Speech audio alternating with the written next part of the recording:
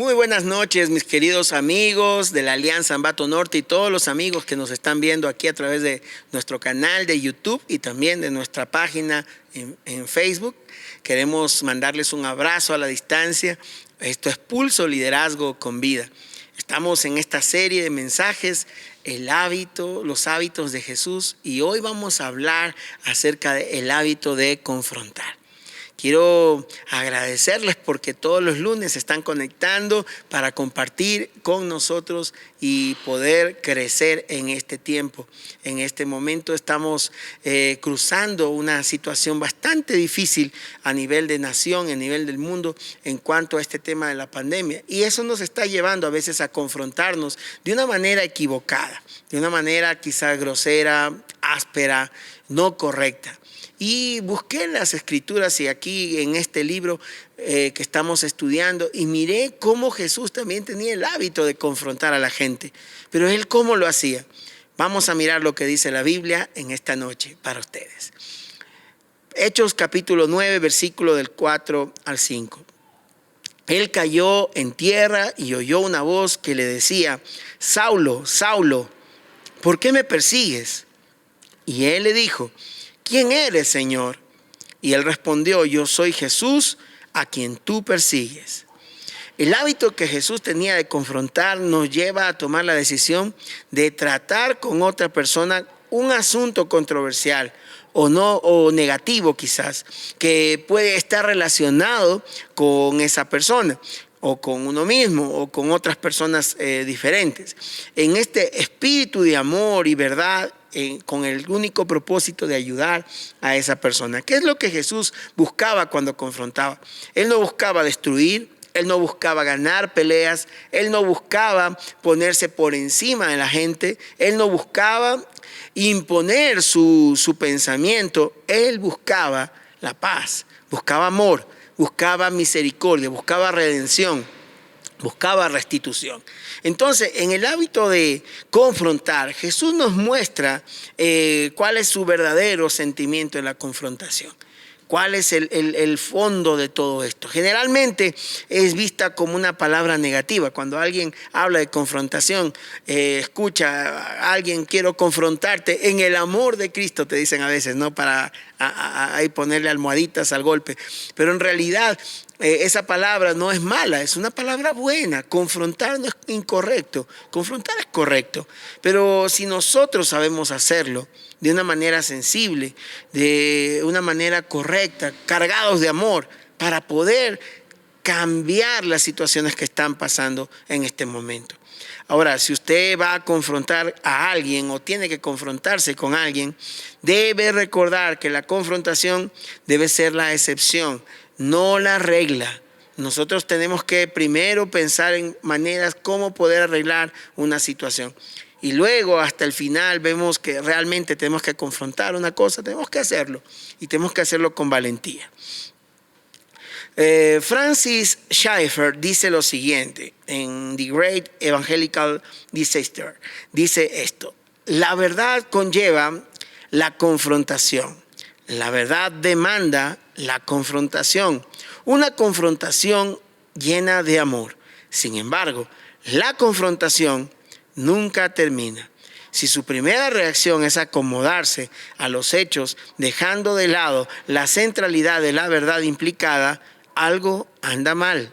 ¿Qué es lo que realmente usted busca cuando confronta a una persona? Confrontar, recuerden, tiene que ver con sentarse a hablar de una situación que está causando discordia entre nosotros. Entonces, cuando yo confronto, ¿qué es lo que realmente persigue mi corazón? ¿Hacia dónde yo estoy buscando que mi corazón se centre? ¿Hacia tener yo la razón?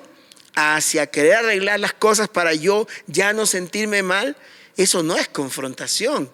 Eso es una manera de cómo imponer mis ideas y cómo manipular a veces emocionalmente a los demás para que yo termine haciendo lo que yo quiero. La confrontación nos lleva a reconocer que aunque es difícil o incómodo el momento, tiene que buscar siempre la verdad, tiene que buscar siempre la solución, no buscar la razón. Si uno busca tener la razón, uno termina siempre sin tenerla. el motivo que Jesús tenía siempre para confrontar fue el amor. Perdón. El amor debe ser el único motivo para que la confrontación sea efectiva. Cuando no hay amor, la confrontación se torna en juicio y la persona a quien usted llamó para confrontar se torna en el acusado. ¿Qué es lo que usted realmente quiere? ¿Arreglar una situación o imponer sus propias reglas? Miren, escúchenme, sé que como padres nosotros tenemos que clarificar las reglas en casa y poner los límites claros y hacer ese ejercicio constantemente, pero sin embargo, a la hora de confrontar, recuerden que nuestro interés no es imponer reglamentos. Nuestro interés al confrontar es que Cristo salga vencedor en medio de una relación que se estaba quebrantando, se estaba despedazando. Tiene que salir el amor triunfante en medio de esto. La confrontación nos lleva a eso. Hay que arreglar cosas que no andamos haciendo bien. Jesús no esperó confrontar cuando el asunto requería atención inmediata. Entró Jesús, dice la Biblia, en Mateo 21:12, entró Jesús en el templo y echó fuera a todos los que vendían y compraban en el templo. Volcó las mesas de los cambistas y las sillas de los que vendían palomas. Jesús echó del templo a los cambistas que cambiaban el dinero extranjero por el dinero que solo se usaba en la casa de Dios. Cuando Él hace esto, Jesús no estaba buscando su ganancia personal. Jesús estaba buscando que se hagan las cosas correctamente en la casa de Dios. Y Él tuvo que confrontar de esta manera. Jesús confronta a la gente, siempre surgió basándose en cuando Él veía una situación que lastimaba los intereses de Dios. Cuando Él veía que algo ocurría que estaba lastimando los intereses del Padre, Jesús confrontaba esto. Hay veces en que la confrontación no debe ser evitada. Cuanto más se demora la confrontación, peor se ponen las cosas. Amigos, cuando uno tiene que confrontar una situación y no toma el toro por los cuernos, como decimos por acá, cuando uno no hace las cosas oportunamente, no las hace al tiempo que debía hacerlas, tiene algo que corregir, tiene algo que confrontar, hágalo pronto. No espere demasiado, porque eso, la espera para ya habrá el momento para arreglar. Hermanos, yo lo digo con experiencia. Puede provocar que la relación se siga deteriorando, dañando, y cuando usted al fin ya quería arreglarlo todo, entonces finalmente descubrió que no arregló absolutamente nada. La confrontación nos lleva a tener otro tipo de acciones en el momento preciso y a la hora precisa. Jesús se confrontó con Satanás. Él lo confrontó al diablo cuando pasó este tiempo en el desierto. La Biblia nos describe que después de haber sido bautizado en el Jordán, Jesús fue llevado por el Espíritu Santo al desierto. Y estando en el desierto, Jesús escucha la voz del diablo, que empieza a decirle ciertas cosas para poder desviar el propósito de Dios.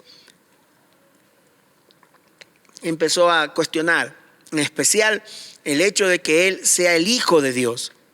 Y le dijo, si eres el Hijo de Dios, haz que esa piedra se convierta en pan. Si eres el Hijo de Dios, por favor, lánzate del pináculo más alto del templo. Y yo sé que la Escritura dice que a sus ángeles enviará para que tu pie no tropiece. Eso está en Mateo capítulo 4. Y cuando dice, si eres el Hijo de Dios, ¿no? Finalmente le dice, a ver, si eres el Hijo de Dios y quieres todos los reinos del mundo, tan solo humíllate delante de mí, ponte de rodillas y yo te entregaré las naciones. Jesús conocía al Padre. En el Salmo 2 dice claramente que Jesús ya sabía que el Padre le había dicho, pídeme por herencia y te daré por herencia todas las naciones de la tierra. Ya las naciones eran de Jesús. Él no tenía que hacer nada para ganarlas. Pero Satanás buscó la manera de cómo desviar la atención de Jesús del propósito de Dios a hacer otros propósitos y planes que Él tenía con Jesús. Entonces, ¿qué hace Jesús? Dice la Biblia que Él lo confronta con la palabra. El diablo vino con palabra, Jesús lo responde con palabra. Él dice, escrito está que a sus ángeles enviará. Jesús también dice, escrito está, al Señor tu Dios no tentarás. Escrito está, dice, ¿no? que puedes hacer cualquier cosa. No, escrito está que no solo de pan vivirá el hombre. Escrito está, dice, que las naciones serán entregadas para ti si tú me adorares. Y el Señor dice, escrito está que las naciones ya son mías. ¿Qué es lo que quiero decir?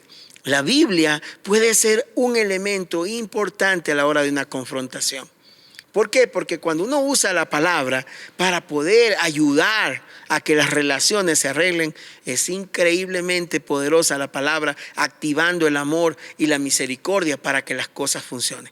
Pero cuando usas la palabra para poder lastimar y tener tú la razón, tú vas a ser igual que el enemigo, usando igual que el diablo la Biblia para poder destruir la vida de otro. Tienes que tener cuidado a la hora de usar la Biblia. ¿Para qué la vas a usar? ¿Para poder salir triunfante en medio de una tentación, de un problema? ¿O para poder salir victorioso porque acusaste al otro y el otro se quedó sin ninguna palabra que responder?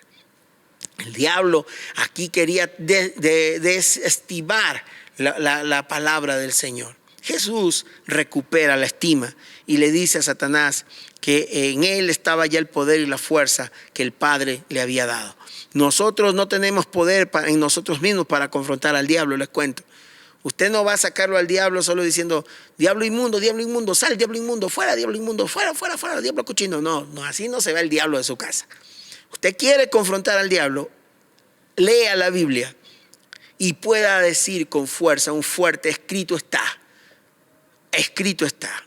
El otro día compartíamos con mi hijo menor, con Pablito, y hablábamos acerca de un pasaje. A veces hay temores y cosas, luchas en su corazón. Y yo le digo, mira hijo, esto dice el Señor para ti.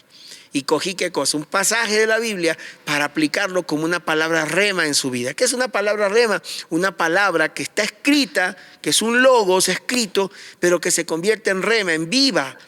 Una palabra con vida cuando la otra persona la cree. Así que la confrontación no solamente es para dañar, es para edificar.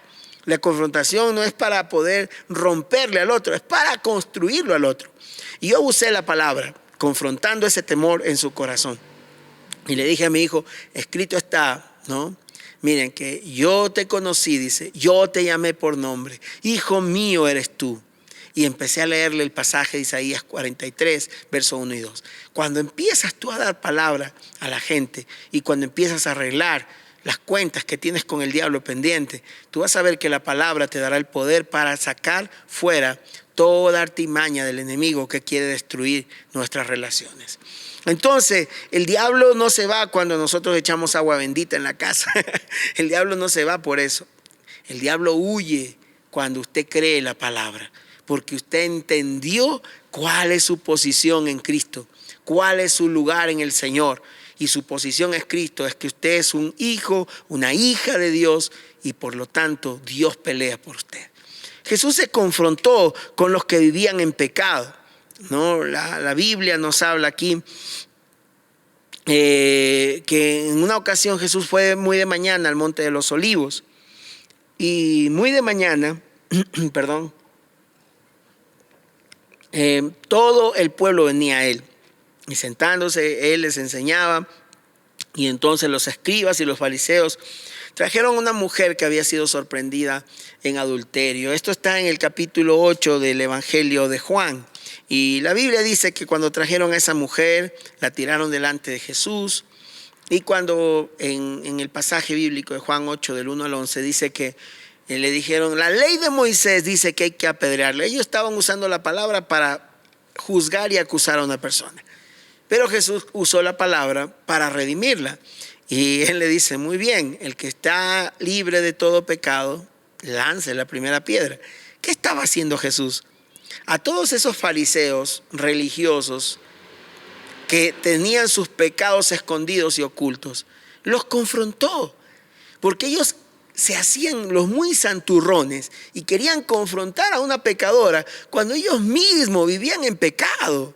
Ellos mismos no hacían las cosas bien. Ellos mismos estaban en otra cuestión. Y entonces, ¿qué hace Jesús? Le dice, a ver, ustedes que son tan pulcros, macramente impecables y son personas perfectas que nunca pecan, láncele la piedra a la muchacha. Vamos, come on, guys. El Señor ahí ese momento los confronta.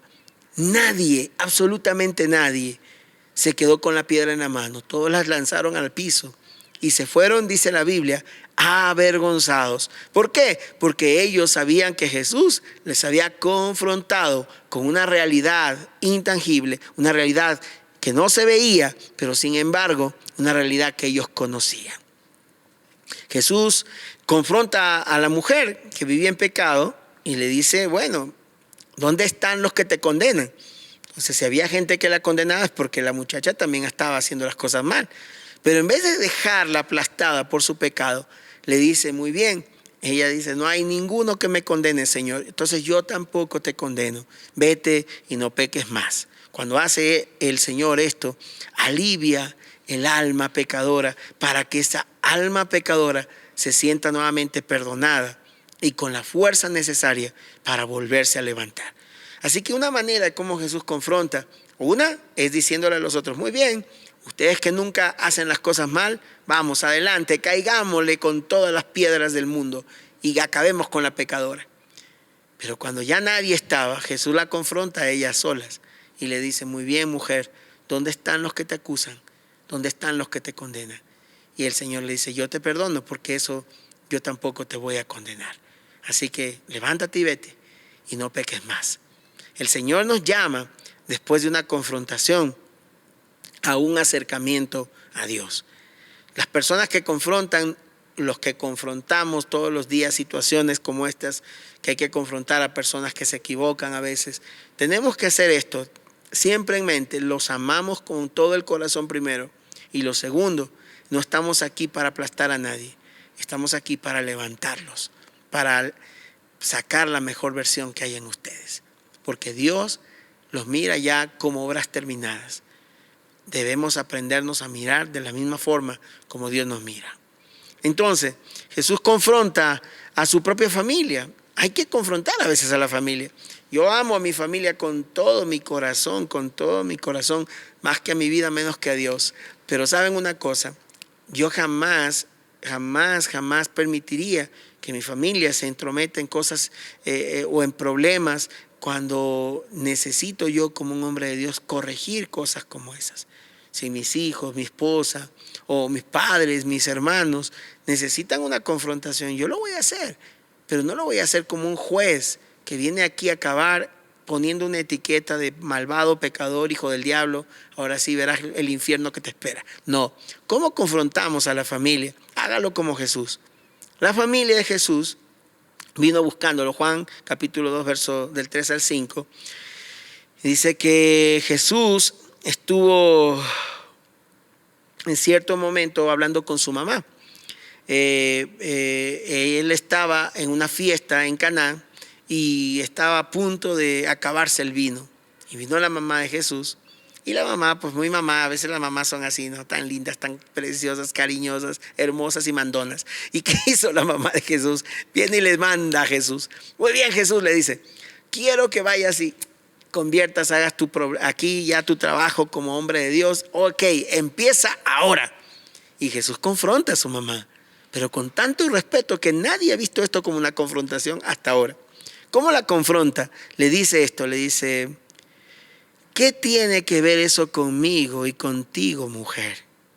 Todavía no ha llegado mi hora. Esa forma tan sutil de Jesús de confrontar. Al final hizo caso a la mamá, ¿no? Terminó haciéndolo y ayudó a mucha gente en esas bodas. Pero sin embargo, Jesús tuvo que confrontar. En otra ocasión, ellos vinieron a buscarlo. Dice la Biblia que buscaban a Jesús, su madre y sus hermanos, y lo estaban buscando y golpearon ahí, querían interrumpir la palabra y él estaba en un momento de enseñanza. Y bueno, ya en este momento Jesús le dice a su madre y a sus hermanos que para él, su madre y sus hermanos son aquellos que escuchan y ponen por obra su palabra. Así que cuando dijeron, tu madre y tus hermanos te buscan, no, mi madre y mis hermanos son aquellos que escuchan y ponen por obra mi palabra. Confronta a la familia de una manera correcta, no dañándolos, sino edificándolos. Y en una ocasión me acuerdo que dice la Biblia que estaba Jesús predicando en el templo desde muy pequeñito ya lo hacía, a los 12 años aproximadamente, estuvo en el templo y José y María empezaron a buscar a Jesús. Y lo buscaron y no lo encontraban, estaban asustados porque no estaban en la caravana, no estaban en los viajeros, no estaban, ¿dónde está Jesús? Y cuando al final lo encuentran, con un tono de reclamo, le van y le dicen, ¿por qué nos haces esto? ¿Por qué te escapas y te escondes acá en el templo? ¿Por qué haces lo que haces? Y Jesús responde a su papá y a su mamá con mucha honra y respeto y les dice esto.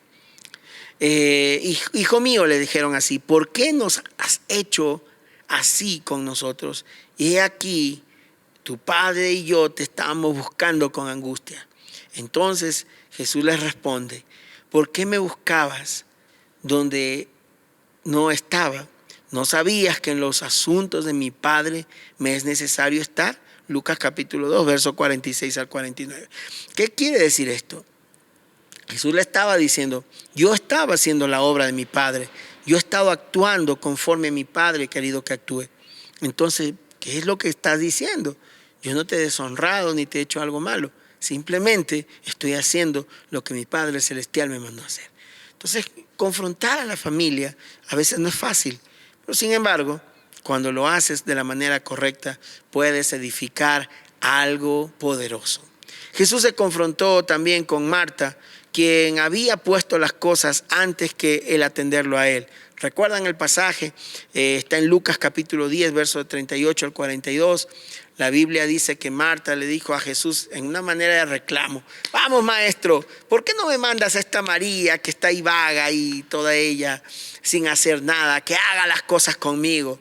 Y Jesús le dice a Marta, Marta, Marta, afanada y turbada estás por muchos quehaceres, así que María escogió la mejor parte. Esa es una forma de confrontar. Lo dijo de una manera tan llena de amor que Marta también luego fue una de las que creyó en la resurrección antes de cualquier primicia. Cuando Lázaro, su hermano, se murió, la primera en creerle a Jesús fue Marta, aquella que en aquel momento no había entendido. La confrontación corrige actitudes de corazón. Jesús se confrontó también con Saulo en el camino a Damasco, que fue el pasaje que leímos al inicio. La Biblia dice que Jesús fue a su encuentro. Saulo buscaba maltratar a los cristianos, asesinar a los cristianos, y Jesús se fue al encuentro. Muy bien, le voy a dar la cara a este hombre que me anda buscando en medio de mi iglesia. Y le dijo, muy bien, Saulo, Saulo, ¿por qué me persigues? Duro te es dar cosas contra el aguijón. Y dice la Biblia que Saulo cayó del caballo y se lastimó, incluso quedó ciego después del resplandor de haber visto a Cristo cara a cara. Y él dijo, ¿quién eres tú? Y él dijo, yo soy Jesús a quien tú persigues. Lo estaba confrontando a Saulo. Le estaba diciendo, ¿qué clase de creyente eres tú, Saulo? Que dices que me amas, bueno, dices que amas al Padre, pero sin embargo persigues a matar a la gente. ¿Qué estás haciendo, Saulo? ¿Qué haces? ¿Por qué me persigues? Y entonces Jesús pone las cosas en claro con Saulo.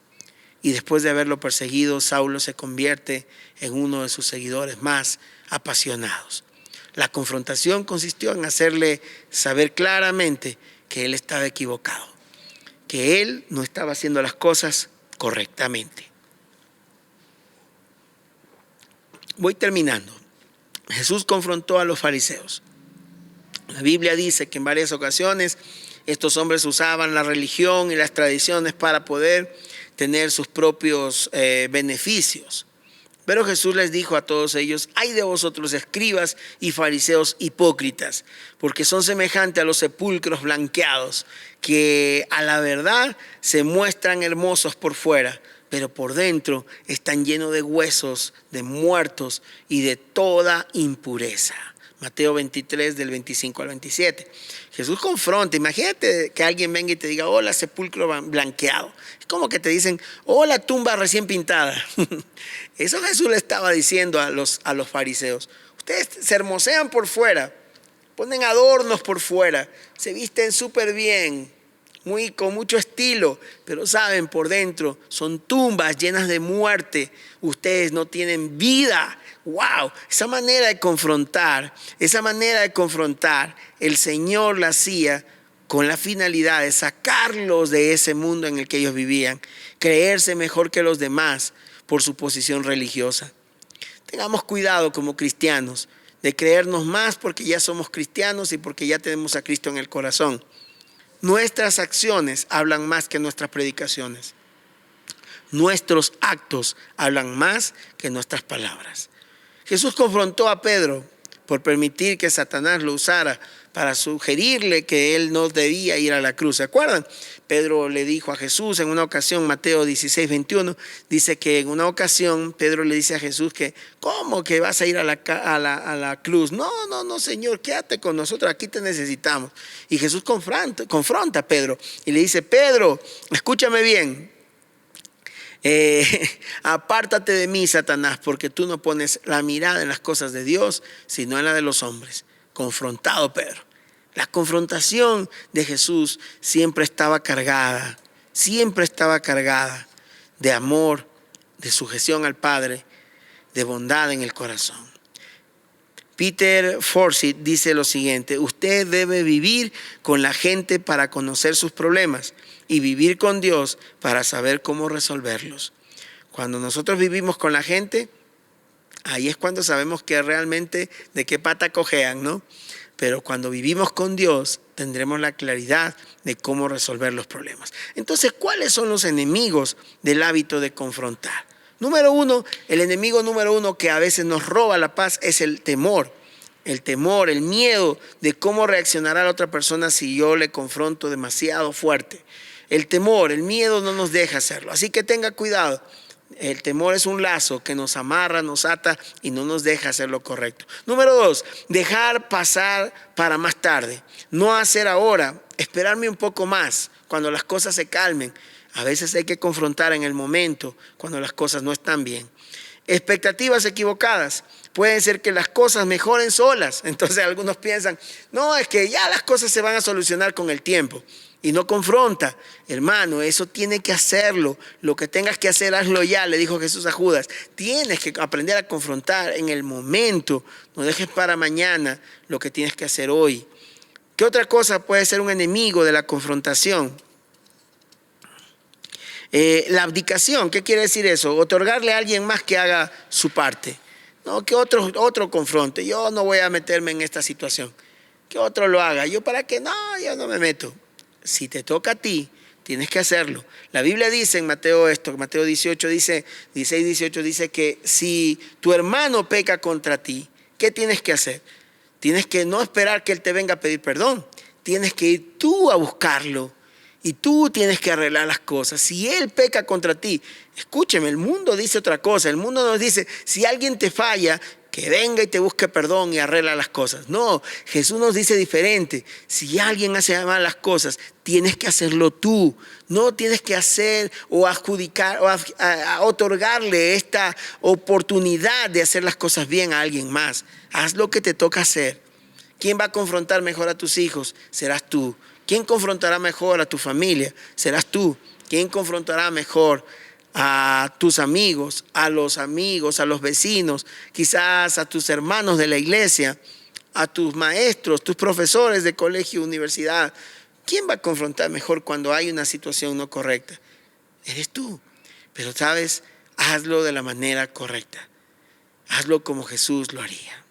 Quiero terminar mencionando algunas cosas importantes de cómo crear el hábito de la confrontación. Número uno, antes de confrontar con alguien, esté seguro de que su propio corazón está bien con Dios.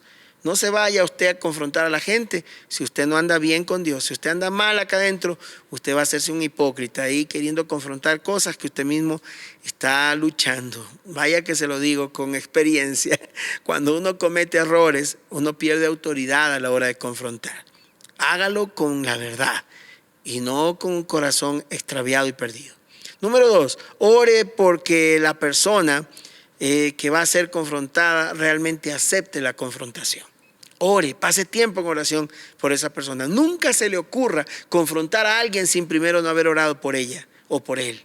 Ore primero. Número tres, busque el momento para hablar con la persona en privado, sin interrupciones, pero no evite hacerlo. Cuando llegue el momento, hágalo en privado, no confronte en público. Es necesario hacerlo en privado. Sí, el Padre que ve en lo secreto, Él recompensa en público. Número 4, cuando la ocasión lo demande, confronte inmediatamente. Hay cosas que hay que confrontarlas ya. No hay que esperar hasta cuando las cosas se ablanden. No, hay que hacer algunas cosas de inmediato. Número 5, no eche todo su enojo sobre alguien. Si usted está enojado con una persona, por favor no lo confronte. Usted lo va a lastimar, usted va a dañar a esa persona, porque su enojo va a hacer que actúe. No va a actuar usted, va a actuar su enojo. Sea sabio. Número 6, comience con una palabra de aliento. Es bueno confrontar cuando uno empieza a valorar primero. Jesús lo hacía de esta forma. ¿Se acuerdan? A la mujer pecadora en Juan capítulo 8, verso del 1 al 11, le dijo primero, mujer, la llamó con honra. Mujer, ¿dónde están los que te condenan? Y luego le habló acerca de su problema. Primero la llamó con honra, miró lo bueno, la afirmó y luego le confrontó su problema. Número 7, pida permiso a la otra persona. ¿Me permitiría compartir con usted algo que podría ayudarte? Miren, qué manera de decirlo. A que cuando diga, hermano Eliú, venga acá, quiero confrontarlo. ¿Qué cosa tan loca, ¿no? Hay gente que piensa que puede confrontar de esta manera. No, tiene que primero pedir permiso. Dígale a la persona, si es un hermano, un amigo, alguien que usted no tiene autoridad sobre esa persona, vaya y dígale, mire, yo quisiera decirte algo súper importante que podría ayudarte en este momento. Número 8, describa la situación como usted la ve. Presente la perspectiva correcta del tema. No usted piense que empiece a poner etiquetas.